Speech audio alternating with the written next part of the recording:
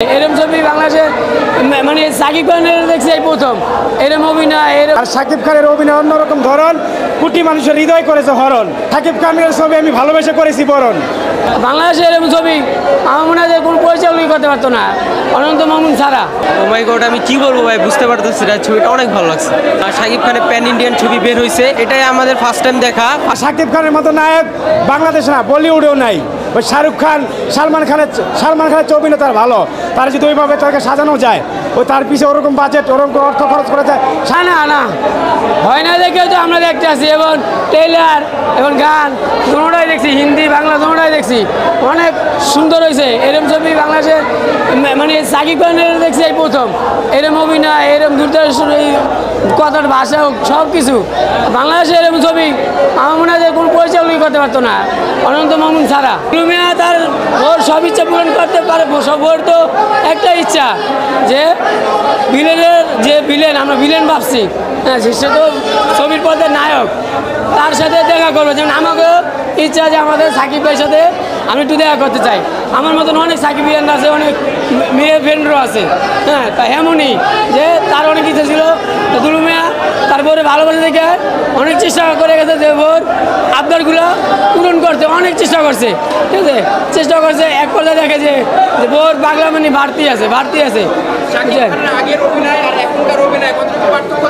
বহুত এক অনেক। এখন তো মনে আগে তো আসলো 40-50%, এখন তো 100-র উপরে আছে গা তার অভিনয়। তার তো একবার কয়ে দিলেই হয়ে যায়, শুধু একবার বলবো যে আপনি এইভাবে করবেন অভিনয়টা, তার কোনো কিছু লাগে না।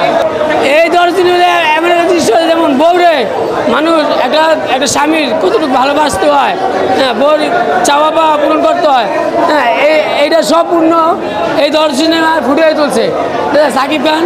সম্পূর্ণ মানে বাংলা জনগণে, বাংলার যারা স্বামী স্ত্রী আছে তাদের দেখাই দিল যে বউরে ভালোবাসলে বউর লেগে অনেক কিছু করতে হয়, দেখাই দিল।